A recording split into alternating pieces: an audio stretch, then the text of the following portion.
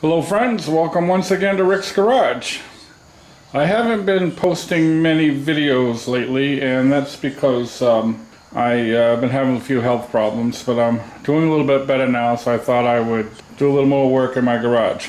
What I wanted to talk to you about today is that nasty code, random misfire. It's a horrible code.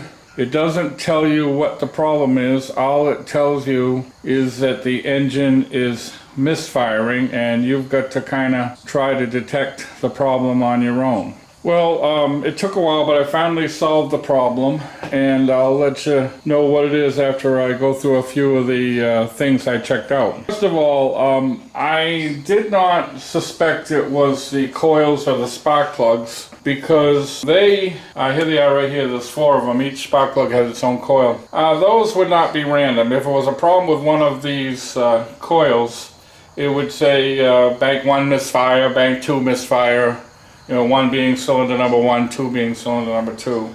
So we weren't getting any of those codes. And last year I had replaced the plugs and the coils anyway, so I did not think it was anything to do with that. The next probable cause is engine overheating. If your engine overheats, that certainly can cause random misfire. So I used a infrared gun with the engine at operating temperature. I wasn't sure if the temperature sensor was working properly, so I aimed the infrared gun at the base of the cylinder head. Now, on a fully out, you can see this one here was reading 92 degrees. That's because the engine's pretty much cold. But the cylinder head should be the temperature of somewhere between, say, 210 and 220, 230, in that range there. The engine won't start to misfire until this head gets up around 300 or more. So we were reading at 225. It certainly wasn't enough to cause the misfire problem. So we ruled out overheating as a possible cause. Another possible cause is a vacuum leak. So what you do is you idle the motor, and once it starts to misfire, you spray a can of WD-40 around the intake manifold. Now if that corrects the misfire, or you see a change in engine speed, then that would indicate there's a leak at the base of the intake manifold. That did not happen. Another way to look for vacuum leaks, this is very effective, just an ordinary stethoscope, and instead of having a steel rod, I replaced it with a piece of brake tubing. And now you can listen, you can put this brake tubing all around the motor, and a vacuum leak would stick out like a sore thumb. You would hear it like crazy. And so I went all around the engine compartment everywhere, and I heard nothing. So I ruled out a vacuum leak. So the next thing I wanted to look at was a possibility of maybe it was the map sensor. Now, a map sensor by itself is not going to cause a random misfire. If the map sensor is bad, what will happen is the car won't idle. Every time you take your foot off the gas, the car will stall. I didn't think it was the map sensor. Now, many times the random misfire code is accompanied by the code that represents low voltage at the map sensor. Don't be fooled by that. What's happening here is the random misfire is causing the low voltage code.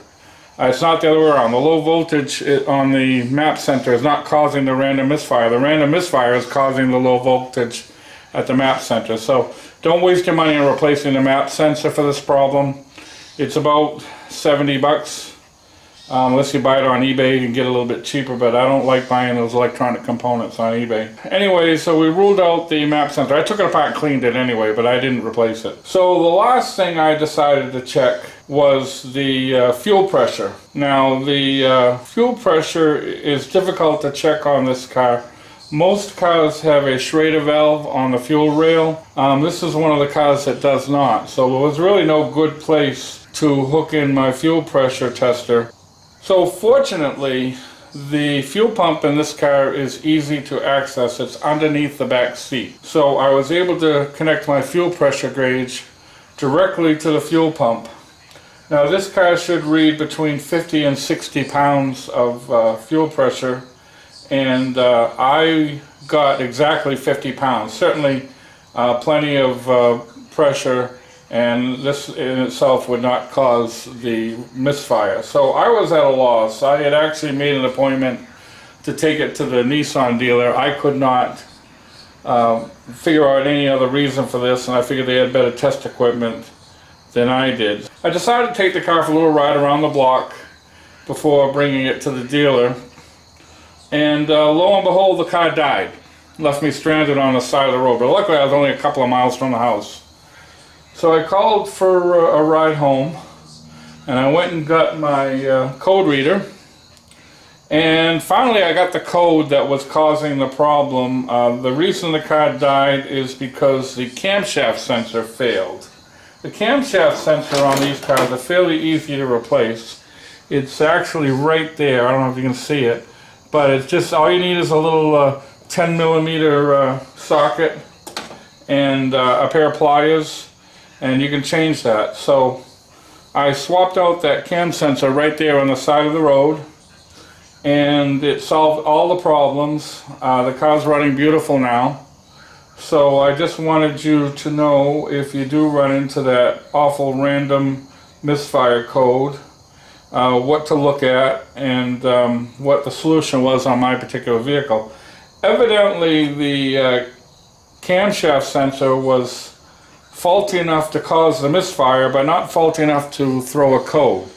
And it did not throw a code until it failed completely.